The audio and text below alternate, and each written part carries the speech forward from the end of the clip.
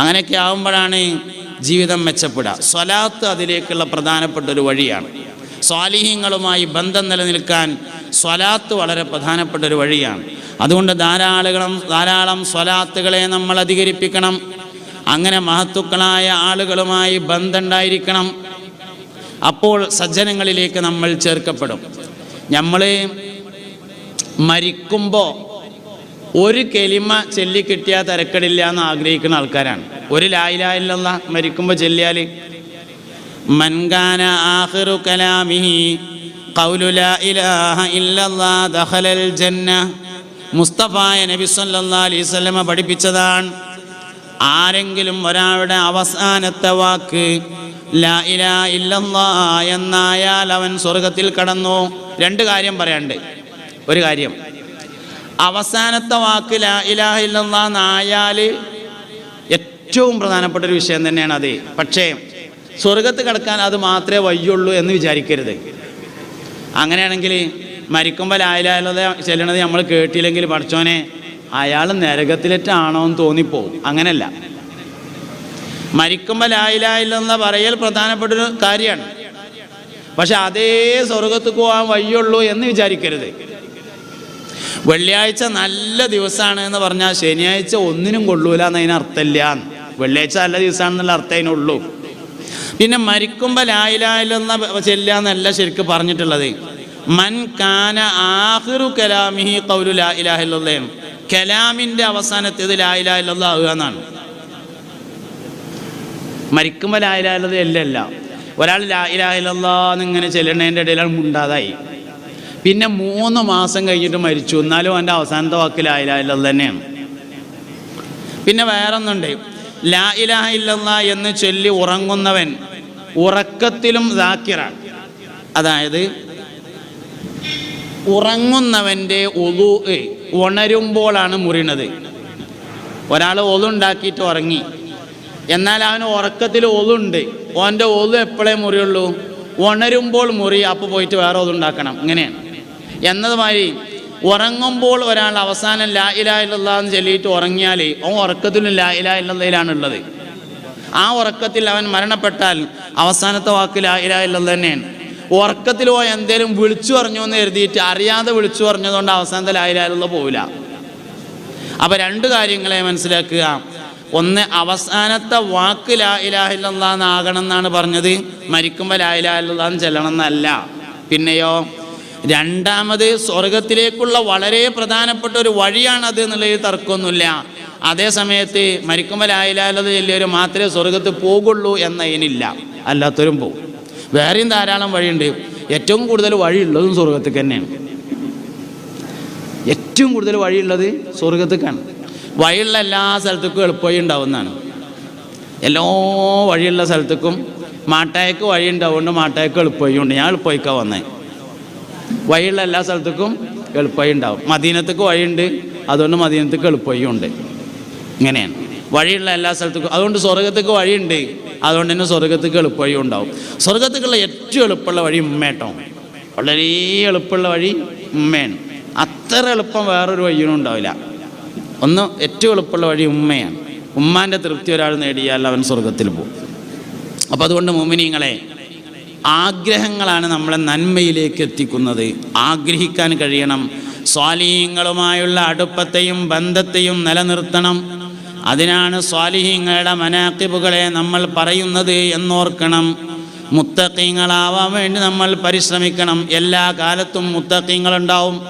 4 മുത്തഖീങ്ങളുടെ പേര് എല്ലാ വെള്ളിയാഴ്ചയും മുടങ്ങാതെ ഇമാമ് പറയും. ഇന്നും വെള്ളിയാഴ്ചയായിരുന്നു. എല്ലാ വെള്ളിയാഴ്ച പള്ളിയിൽ ചെന്നാലും ഖത്തീബ് 4 മുത്തഖീങ്ങളുടെ പേര് മുടങ്ങാതെ പറയും. എല്ലാ വെള്ളിയാഴ്ചയും പറയും. സയ്യിദുനാ അബൂബക്കറിന് സിദ്ദീഖ്, ഒരു മുത്തഖിയായ മനുഷ്യൻ. സയ്യിദുനാ ഉമർ ഇബ്നുൽ ഖത്താബ്, സയ്യിദുനാ ഉസ്മാൻ ഇബ്നു അഫ്ഫാൻ, സയ്യിദുനാ അലി ഇബ്നു അബീ ത്വാലിബ് റളിയല്ലാഹു അൻഹും. 4 മഹാന്മാർ എല്ലാ വെള്ളിയാഴ്ചയും പറയും. ഓരോ വെള്ളിയാഴ്ചയും ഇമാമ് ഈ പേര് പറയുമ്പോൾ അവരുടെ ജീവിതത്തിൽ എന്തെങ്കിലും ഒരു ചരിത്രം നമ്മുടെ കൽബിലേക്ക് വരണം. അതിനാണ് സ്വാലിഹീങ്ങളുടെ മനാഖിബുകൾ ദിക്റായി മാറുക എന്ന് പറയുന്നത്. അബൂബക്കർ സിദ്ദീഖ് റളിയല്ലാഹു അൻഹുവിൻ്റെ പേര് ഇമാം ഇങ്ങനെ പറയുമ്പോൾ റളിയല്ലാഹു അൻഹു എന്ന് ഉറക്കെ പറയുന്നതിൻ്റെ കൂടെ സിദ്ദീഖ് റളിയല്ലാഹു അൻഹു നമ്മളെ കൽബിക്ക് വരണം. ഈ ഉമ്മത്തിലെ ഏറ്റവും ഈമാനുള്ള മനുഷ്യനാണ് സയ്യിദുനാ അബൂബക്കർ സിദ്ദീഖ് റളിയല്ലാഹു അൻഹു. ഈ ഉമ്മത്തിലെ ഏറ്റവും ഈമാനുള്ള മനുഷ്യൻ. ഒരു ദിവസം നബി സല്ലല്ലാഹു അലൈഹി വസല്ലമ തങ്ങൾ യുദ്ധത്തിന് പോകാൻ വേണ്ടി ഫണ്ട് ഉണ്ടാക്കാൻ വേണ്ടി വയലു പറയാണ്. യുദ്ധത്തിന് പോകാൻ വേണ്ടി പൈസ ഉണ്ടാക്കാൻ വയലു പറയാണ്. അങ്ങനെ വയലു പറഞ്ഞിട്ട് പറഞ്ഞു, എല്ലാവരും പെരേ പോയിട്ട് എന്താ പെരയിൽ ഉള്ളയിച്ചാൽ ഉള്ളതിനനുസരിച്ച് കൊണ്ടുവരികയായിരുന്നു. അങ്ങനെ പോയി നോക്കുമ്പോൾ സിദ്ദീഖ് റളിയല്ലാഹു അൻഹുവിൻ്റെ പെരയിൽ ചെറിയ ചില്ലറ പൈസ എന്തുകൊണ്ട് മൂപ്പരെടുത്ത് ഇങ്ങനെ വന്നു. ഉസ്മാൻ റളിയല്ലാഹു അൻഹു വീട്ടിൽ ചെന്ന് നോക്കുമ്പോൾ 14,000 ദിർഹംസ് ഉണ്ട്. മൂപ്പരതിൻ്റെ നേരെ പകുതി 7,000 ദിർഹംസ് എടുത്തുകൊണ്ട് മൂപ്പര് വന്നു. മുസ്തഫ നബി സല്ലല്ലാഹു അലൈഹി വസല്ലം ചോദിച്ചു, ഉസ്മാനെ നിങ്ങളെന്താ കൊടുന്നതെന്ന് ചോദിച്ചു. അതിൽ മുസ്തഫ റളിയല്ലാഹു അൻഹു പറഞ്ഞു, നബിയെ ഞാൻ 7,000 ദിർഹംസ് കൊണ്ടുവന്നിട്ടുണ്ട് പറഞ്ഞു. അതിലെ മേടിച്ചിട്ട് പറഞ്ഞു, അള്ളാഹുവേ ഉസ്മാന് തന്നതിലും തരാതെ വീട്ടിൽ വെച്ചതിലും നീ ബർക്കത്ത് ചെയ്യണേ എന്നതായിരുന്നു. സിദ്ദീഖ് തങ്ങളൊക്കെ ഉണ്ട്. സിദ്ദീഖ് റളിയല്ലാഹു അൻഹു ചോദിച്ചു, നിങ്ങളെന്തേ കൊടുന്നതെന്ന് ചോദിച്ചു. അതിൽ പറഞ്ഞു, നബിയെ അവിടെ പെരയിലാകെ ചില്ലറ പൈസ ഉള്ളത് ഞാൻ അത് കൊടുത്തിട്ടുണ്ട് പറഞ്ഞു. അപ്പം നബി തങ്ങൾ ചോദിച്ചു, അബൂബക്കറെ പെരയിൽ ഇനി ഭാര്യക്കും മക്കൾക്കും എന്താ ബാക്കിയുള്ളതെന്ന് ചോദിച്ചു. അപ്പോൾ പറഞ്ഞു, ഇതിനേക്കാൾ ഹൈറായതുണ്ട് പറഞ്ഞു. അപ്പം നബി തങ്ങൾ ചോദിച്ചു, അല്ല അബൂബക്കറെ ഇതിനേക്കാൾ ഹൈറായ എന്താണ് പെരയിലുള്ളതെന്ന് ചോദിച്ചു. അപ്പോൾ പറഞ്ഞു, അല്ലാഹുവിൻ്റെ റസൂലേ അബൂബക്കർ സിദ്ദീഖിൻ്റെ വീട്ടിൽ ഇതിനേക്കാൾ ഹൈറായിട്ട് ഇനി ഉള്ളത് അള്ളാഹും അള്ളാഹുവിൻ്റെ റസൂലുമാകുന്നു എന്ന് പറഞ്ഞു. അള്ളാഹിൻ്റെ റസൂലാണ് പെരയിലുള്ളത് പറഞ്ഞു. എന്തായാലും കുടിപ്പിച്ചിട്ടേ അടങ്ങുള്ളൂ എന്ന് തോന്നുന്നുണ്ട്. കുടിക്കാം. ബിസ്മില്ലാഹിർ റഹ്മാനിർ റഹീം. ഇതങ്ങനെ ഇടക്ക് കിട്ടണമെങ്കിൽ വയലറിന മൂല്യരാവണം. പൂതിയച്ചോളി മൂല്യന്മാരെ മുത്താലിമികൾ പൂതിയച്ചാൽ നേടാത്തൊന്നുമില്ല എന്നല്ല പറഞ്ഞേ. അതുകൊണ്ട് മുത്താലിമിങ്ങളൊക്കെ പൂതിയച്ചോളി പൂതിയച്ചെന്തോ നേടും. ഞാൻ പൂതിയച്ചിട്ട് കിട്ടിയ തന്നെയാണ്.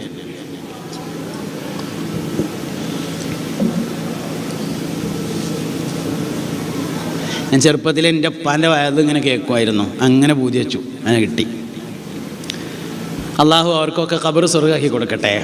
അതുകൊണ്ട് ആഗ്രഹിച്ചാൽ കിട്ടാത്തൊന്നുമില്ല, നന്നായി ആഗ്രഹിക്കുക. സിദ്ദീഖ് ഇനി പെരയിൽ ഭാര്യക്കും മക്കൾക്കും എന്താ ഉള്ളതെന്ന് ചോദിച്ചു. അതിൽ പറഞ്ഞു, ഇതിനേക്കാൾ ഹൈറായതുണ്ട് പറഞ്ഞു. ഇതിനേക്കാൾ ഹൈറായത് എന്താ ഉള്ളതെന്ന് ചോദിച്ചപ്പോൾ പറഞ്ഞു, അള്ളാഹിൻ്റെ റസൂലാണ് ഇതിനേക്കാൾ ഹൈറായിട്ട് പെരയിലുള്ളത് പറഞ്ഞു.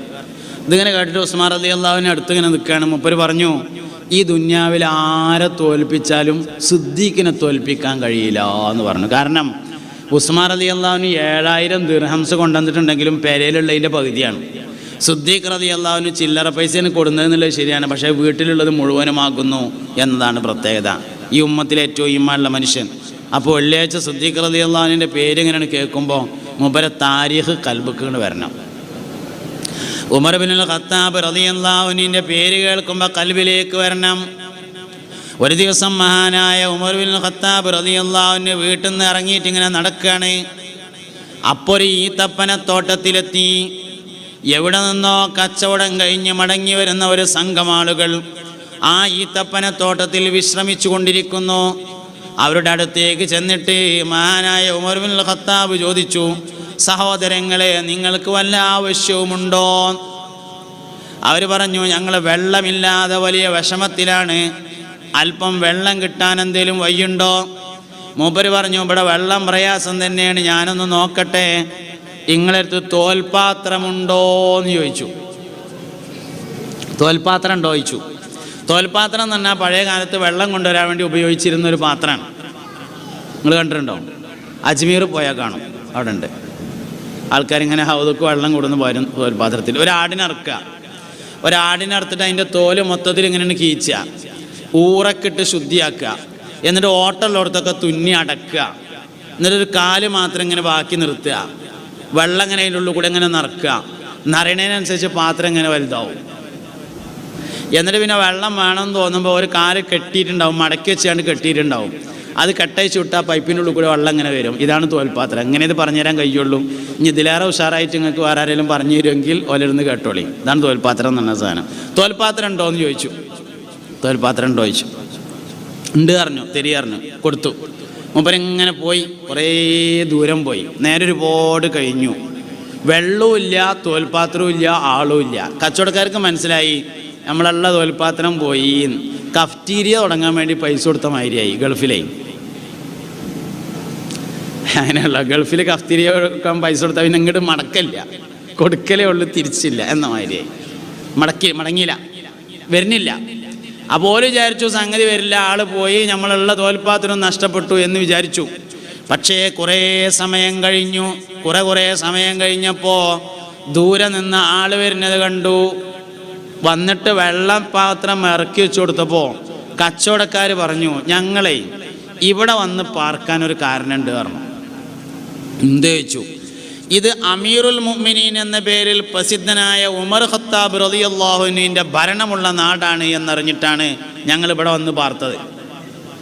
ഇവിടെ ഭക്ഷണത്തിനും വെള്ളത്തിനും വിഷമുണ്ടാവില്ല, കൊള്ളക്കാരെ ഭയപ്പെടേണ്ടതില്ല എന്നാണ് ഞങ്ങൾ അറിവ്. അതുകൊണ്ട് ഞങ്ങൾ ഇവിടെ വന്ന് താമസിച്ചതാണ്. പക്ഷേ ഞങ്ങളിവിടെ വെള്ളമില്ലാതെ കണ്ട് ഇടങ്ങാറായിട്ട് മരിക്കാനായി. ഇങ്ങൾ വന്നങ്ങാണ്ട് തുള്ളി വെള്ളം കൊടുന്നു തന്നിട്ടുണ്ടായിരുന്നില്ലെങ്കിൽ ഞങ്ങൾ ജീവിച്ചിരിക്കുമായിരുന്നില്ല പറഞ്ഞു. ഈ വന്നത് ഉമർ ഖത്താബാന്ന് ഓൽക്ക് മനസ്സിലായിട്ടില്ല. നിങ്ങൾ വന്നിട്ട് തുള്ളി വെള്ളം കൊടുന്നതുകൊണ്ട് ഞങ്ങളിപ്പോൾ ജീവിച്ചിരിപ്പുണ്ട്, ഞങ്ങൾ നാളെ നേരം വെളുത്ത് കുറച്ച് കഴിഞ്ഞിട്ടേ പോകുള്ളൂ പറഞ്ഞു. അതെന്ത് ചോദിച്ചു? ഉമർ ഖത്താബിനൊന്ന് കണ്ടുകാണ്ട് ഈ വിവരം പറയണം, എന്നിട്ടേ പോവുള്ളൂ പറഞ്ഞു. ആയിക്കോട്ടെ, നിങ്ങൾ എന്നിട്ട് പോയാൽ മതി പറഞ്ഞു. മൂപ്പര് രാവിലെ പള്ളിക്കൊക്കെ പോയപ്പോൾ വിരുന്ന് പോകുമ്പോൾ ഇടുന്ന ഒരു കോട്ടുണ്ട്, വലിയൊരു രോമത്തിൻ്റെ കുപ്പായ, എടുത്തുങ്ങാണ്ട് മേത്ത് കൂടി ഇട്ടു. എന്നിട്ട് പള്ളിയൊക്കെ പോയി സുബഹി നിസ്കാരം കഴിഞ്ഞിട്ട് ആ ചെരുവിൽ ഇങ്ങനെ ഇരുന്നു കുപ്പായ ഇട്ടുങ്ങാണ്ട്. അതിൽ കച്ചവടക്കാർ വന്നിട്ട് 4 ഡയലോഗാണ്. വല്ല അമീറുൽ മുഅ്മിനീനാണ്, ഉമർ ഖത്താബാണ്. ഇവിടെ നാട്ടിലെ എല്ലാവർക്കും വലിയ സുഖാന്ന കേട്ടത്. ഞങ്ങളാ ഈത്തപ്പന തോട്ടത്തിൽ വന്ന് കുടുങ്ങിയിട്ടേ തുള്ളി വെള്ളം കൊടുന്നേരാൻ ഒരാളില്ല. അവസാനം ഒരു ചെറുപ്പക്കാരൻ ചങ്ങായി വന്നുകാണ്ട് ശേഷം വെള്ളം കൊടുന്നതുകൊണ്ട് ജീവൻ നിലനിൽക്കുന്നുണ്ട്, വലിയ ആളാന്നും പറഞ്ഞുകൊണ്ട് ഇങ്ങനെ ഇരുന്നാൽ മതിയെന്ന്. 4 ഡയലോഗ്. മലയാളത്തിലാക്കുമ്പോൾ അങ്ങനെയാണ്, അറബിയിലാകുമ്പോൾ അങ്ങനെയല്ല ഉണ്ടാവും, നിങ്ങൾക്ക് അറിയാലോ. മലയാളത്തിലാകുമ്പോൾ അതിൻ്റെ ഒരു കോലത്തിലാക്കണ്ടേ, അങ്ങനെ ആക്കിയതാണ്. ഇങ്ങനെ 4 വർത്താനാണ് പറഞ്ഞു. ഏറ്റവും ചുരുങ്ങിയത് ചുരുക്കി കൂട്ടാം, ഇന്നലെ രാത്രിയാ വന്നത് ഞാൻ തന്നെയായിരുന്നു, നിങ്ങൾ ആരോടും വിവരമൊന്നും പറയരുത്, എനിക്ക് വേണ്ടി ദോരന്നാ മതി എന്നെങ്കിലും പറയില്ലേ, അതും പറഞ്ഞില്ല എന്നതാണ് ഉമർ ഇബ്നുൽ ഖത്താബിൻ്റെ പ്രത്യേകത.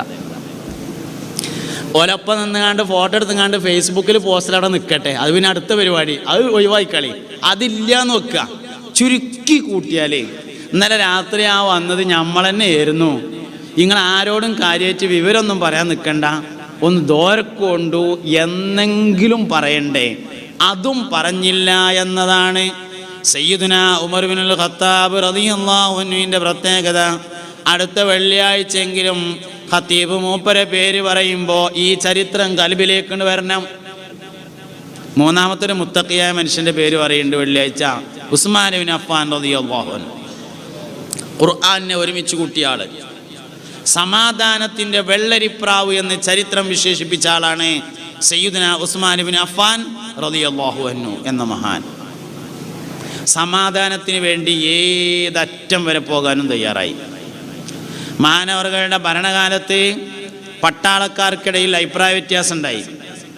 ഒരു ഗവർണറുടെ കാര്യത്തിലാണ് തുടങ്ങിയത്, അത് പിന്നെ പട്ടാളക്കാരിലേക്ക് അഭിപ്രായ വ്യത്യാസം വ്യാപിച്ചു. അങ്ങനെ ഗവർണറെ വിചാരണ നടത്താതെ പുറത്താക്കണം എന്ന് അവർ വാദിച്ചു. വിചാരണ നടത്താതെ പുറത്താക്കാൻ തയ്യാറല്ല എന്ന് ഉസ്മാൻ റളിയല്ലാഹു അൻഹു പറഞ്ഞു. അങ്ങനെ രംഗം വഷളായി. അവസാനം ശത്രുക്കൾ ഉസ്മാൻ റളിയല്ലാഹു അൻഹുവിനെ കൊല്ലാൻ പ്ലാൻ ചെയ്തു.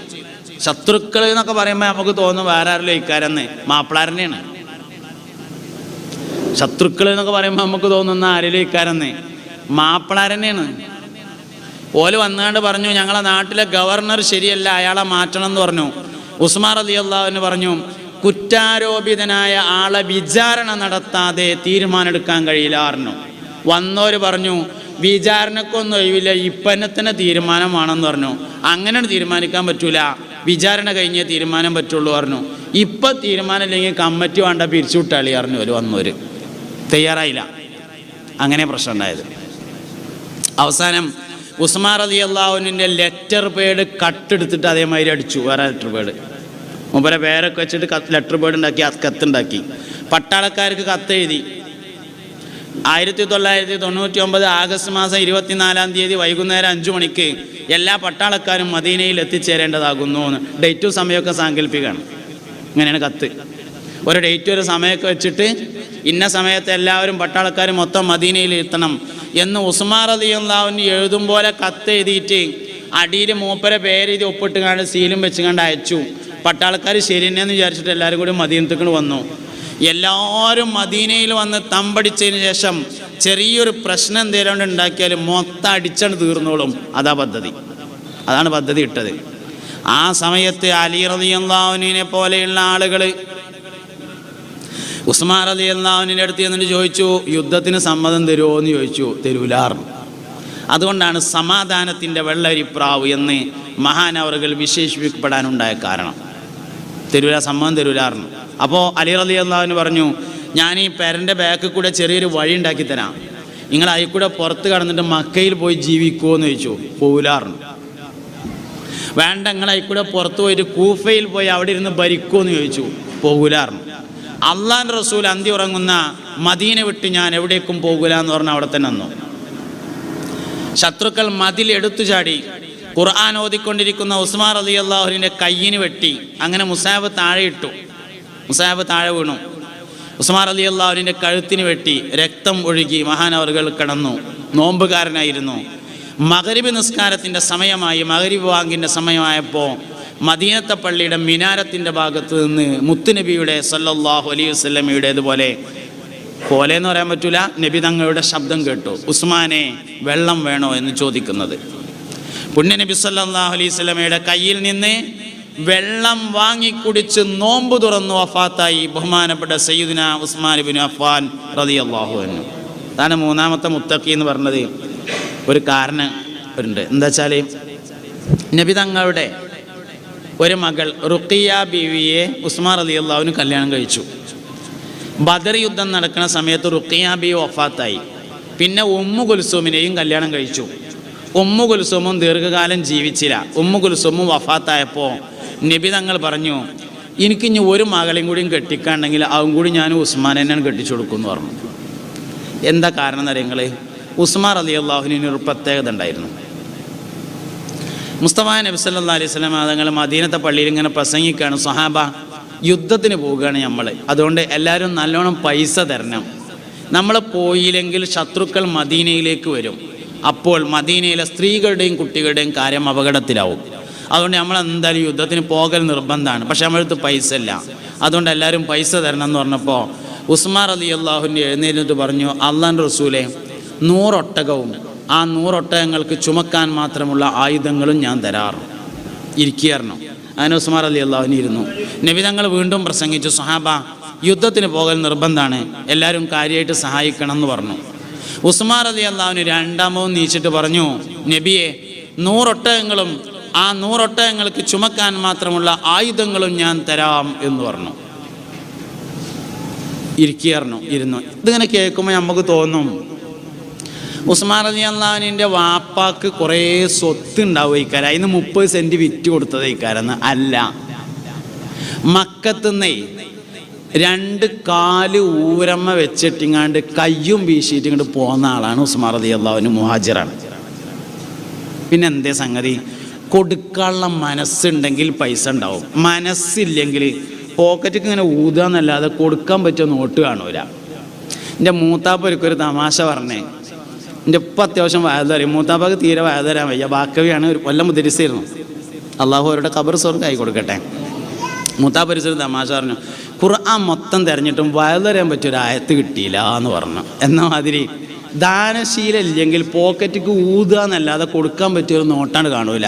അതേ സമയത്ത് ദാനശീലം ഒരാൾക്കുണ്ടെങ്കിൽ കിട്ടുന്നതൊക്കെ കൊടുക്കാൻ പറ്റിയതേക്കാരം. അതാണ് വ്യത്യാസം. ഇത് ഉസ്മാൻ റളിയല്ലാഹു അൻഹു ഉണ്ടായിരുന്നു എന്നതാണ്.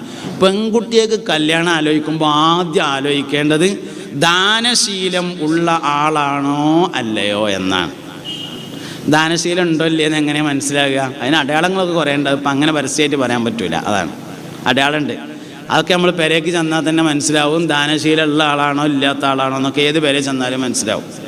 അപ്പോൾ ഉസ്മാൻ റളിയല്ലാഹു അൻഹു, അപ്പോൾ നബി തങ്ങൾ പറഞ്ഞു, റുഖിയ ഉമ്മു കുൽസൂം വഫാത്തായപ്പോൾ എനിക്കിനി ഒരു മോളെയും കൂടിയും കെട്ടിക്കാണ്ടെങ്കിൽ അതും കൂടി ഞാൻ ഉസ്മാന് തന്നെ കെട്ടിച്ചു കൊടുക്കുമായിരുന്നു എന്ന് പറഞ്ഞു.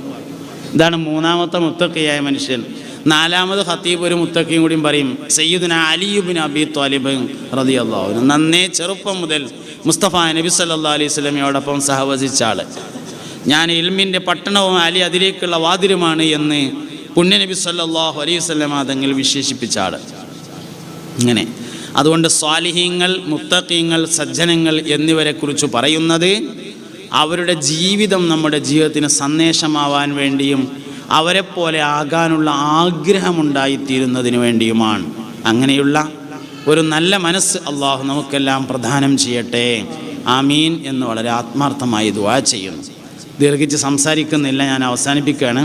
നിങ്ങൾ ബക്കറ്റിലൊക്കെ എല്ലാവരും സഹായിച്ചു എന്നാണ് ഞാൻ മനസ്സിലാക്കുന്നത്. വല്ലാതൊന്നും കൊടുക്കുന്നത് കണ്ടിട്ടില്ല. എന്തായാലും ഇനി നാളെയും മറ്റന്നാളൊക്കെ പരിപാടി ഉണ്ടല്ലോ, അപ്പോൾ എല്ലാവരും കാര്യമായിട്ട് സഹായിച്ച് സംഘാടകരെ നിരാശപ്പെടുത്താത്ത തരത്തിൽ കാര്യങ്ങൾ കൈകാര്യം ചെയ്യണം എന്ന് വളരെ വിനീതമായി അഭ്യർത്ഥിക്കുന്നു, അപേക്ഷിക്കുന്നു. അല്ലാഹു സുബ്ഹാനഹു വ തആല മഹാനായ ഷെയ്ഖുനായുടെ മദദ് ഫൈലാനിലെ നമ്മളിലേക്ക് വർഷിപ്പിച്ചു തരട്ടെ. എന്തായാലും അഹ്ലുൽ ഇൽമിൻ്റെയും അഹ്ലുൽ മഅരിഫത്തിൻ്റെയും ഇടയിൽ വളരെ വലിയ നിലയിൽ ചർച്ച ചെയ്യപ്പെട്ടിട്ടുള്ള ഒരാളാണ് മഹാനായ ഷെയ്ഖുന അവറുകൾ. അതുകൊണ്ട് തന്നെ വലിയ ദറജ മഹാനവറുകൾക്കുണ്ട് എന്നാണ് നമ്മുടെ പരിമിതമായ ഇൽമുകൾ കൊണ്ട് നമുക്ക് മനസ്സിലാകുന്നത്. അല്ലാഹു റബ്ബുൽ ഇസ്സത്ത് ആ മഹാനുഭാവൻ്റെ കൂടെ നമ്മളെ സ്വർഗത്തിൽ ഒരുമിച്ച് കൂട്ടി തരട്ടെ. ആമീൻ.